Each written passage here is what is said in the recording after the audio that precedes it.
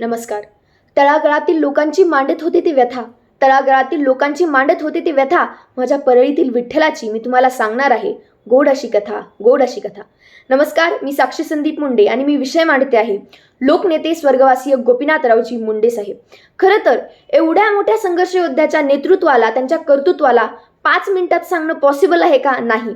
5 मिनिटात मावेल का साहेबांची झुंज? नाही. परंतु लहान तोंडी मोठा घास घेते आणि तुम्हा सर्वांना थोडक्यात साहेबांच्या विचारांचे दर्शन देण्याचा प्रयत्न करते. वयाच्या 24व्या वर्षी जिल्हा परिषदेत एंट्री करणारा पहिला तरुण, बीड जिल्ह्यातील नामदेवराव चाटे नावासारख्या पहाडी राजाला चॅलेंज करून वाघाने डरकाळी फोडली, असे होते माझे मुंडे साहेब. साहेब म्हणजे साहेबच होते बरं का मित्रांनो. मनात कधीच दुजाभाव नव्हता. कोणत्याच जातीविषयी, कोणत्याच धर्माविषयी त्यांनी कधीच भेदभाव केला नाही, कुणाचंही काम आडू दिलं नाही. मुंडे साहेबांकडे गेलं की समोरचा अधिकारी असो, मंत्री असो, पुढारी असो, त्यांना मी गोपीनाथ मुंडे बोलतोय असं म्हणलं की काम फत्ते. बस इतना ही नाम काफी है. मुंडे नावाची धमक घडवण्यासाठी साहेबांना किती कष्ट करावं लागलं हे तुम्हाला मी थोडक्यात सांगते. मुंडे साहेब फक्त जनसंघाचे जवळचे नव्हते बरं का, तर जनसामान्यांचे, देशातील प्रत्येक माणूस जोडणारं एक जाळं होतं ते. दीनदुबळ्यांना एकत्रित घेऊन विकासाची मोठ बांधणारे यंत्र होतं ते. महाराष्ट्राच्या विधिमंडळात विरोधी बाकावर बसून सुद्धा विरोधी पक्षनेता कसा असावा, लोकांचे प्रश्न कसे मांडावेत, कसे सोडवावेत, ही आक्रमकता पाहून शरद पवारांसारख्यांना सुद्धा विचार करावा लागणारा नेता म्हणजे गोपीनाथरावजी मुंडे साहेब. फक्त महाराष्ट्रातच नव्हे तर दिल्लीच्या दरबारात सुद्धा विरोधात बसून रेल्वे, शेतकरी कर्जमाफी, दुष्काळ, महिला सबलीकरण, ग्रामीण समस्या यासारख्या अनेक प्रश्नांवर बोलताना साहेबांची परखडता पाहून संसद सुद्धा हादरून जायचं. त्यांची आक्रमकता पाहून सरकारमधील असणारे मंत्री सुद्धा त्यांना भीती वाटायला लागायची. असे होते माझे मुंडे साहेब. बंधू भगिनींनो, सोपं नव्हतं ते. ग्रामीण भागातून विद्यार्थी परिषदेपासून सुरू केलेला प्रवास भाजपाच्या पक्षवाढीसाठी आपल्या साहेबांनी, माझ्या साहेबांनी सायकलवरून सुरू केलेला प्रचार हेलिकॉप्टरपर्यंत पोहोचवला. गावागावात, वाड्यावाड्यात, तांड्यापर्यंत कमळ पोहोचवलं. असे होते माझे मुंडे साहेब. बहुजनांना एकत्रित घेऊन बहुतांश काळ विरोधी बाकावर राहून सुद्धा तळागाळातील लोकांचं काम केलं, प्रश्न सोडवले. असे होते माझे मुंडे साहेब. स्वतःच्या जीवाची पर्वा न करता पक्ष आणि समाज यांच्यासाठी 20-20 तास काम केलं.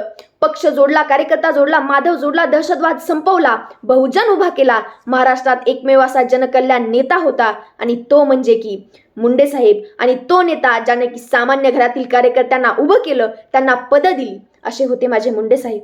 साहेबांच्या कारकिर्दीत साहेब महाराष्ट्राचे ऊर्जा मंत्री, गृहमंत्री, उपमुख्यमंत्री, महाराष्ट्राचा विरोधी पक्षनेता इत्यादी पदं त्यांनी भूषवली. एवढंच नव्हे तर भारत देशाचे ग्रामविकास मंत्री पद सुद्धा, इथपर्यंतचा प्रवास माझ्या साहेबांनी केला.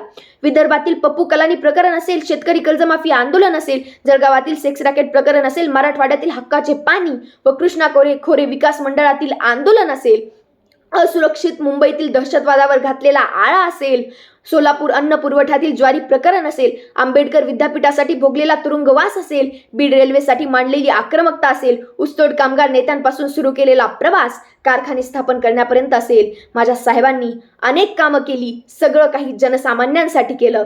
म्हणून तर स्वतः लालकृष्ण अडवाणींनी त्यांना लोकनेता या नावाने संबोधलं. उगाच आजकालच्या स्वयंघोषित लोकनेता नव्हता तो. तुमच्या आमच्या मनात रुजलेला, तुमचा आमचा संघर्ष योद्धा होता तो. म्हणून तर आपण म्हणतो लोकनेता स्वर्गवासी गोपीनाथरावजी मुंडे साहेब. मुंडे साहेबांनी शेवटच्या श्वासापर्यंत संघर्ष आणि संघर्षच केला. शिवरायांच्या काळात सैन्याचा फडशा पाडून घोडखिंड लढवून जीवाची बाजी लावणारा बाजीप्रभू देशपांडे होता, तसाच आमचा बाजीप्रभू देशपांडे उभ्या महाराष्ट्राला विकासाच्या चौकात उभा करून शरीराने मात्र निघून गेला हो. परंतु साहेबांच्या विचारांची शिदोरी तुमच्या आमच्या 100 पिढ्यांना सरणार नाही, एवढी संघर्षाची आग पेरून गेलेली आहे. बंधूंनो, घाबरू नका. गोपीनाथ मुंडे नावाच्या वादळाने वंचितांसाठी, सर्वसामान्यांसाठी, माणसांसाठी आधार देण्यासाठी, परळी ते दिल्लीपर्यंतच्या सगळ्या समस्या सोडवण्यासाठी गड मर्दानी पंकजा गोपीनाथ मुंडे नावाची विकास कन्या तुमच्या आमच्या सर्वांच्या झोळीत ठेवून गेले आहेत. साहेबांचे विचार पेरूयात, हीच खरी साहेबांना श्रद्धांजली. साहेब, तुम्ही तरुणाईचा श्वास होतात.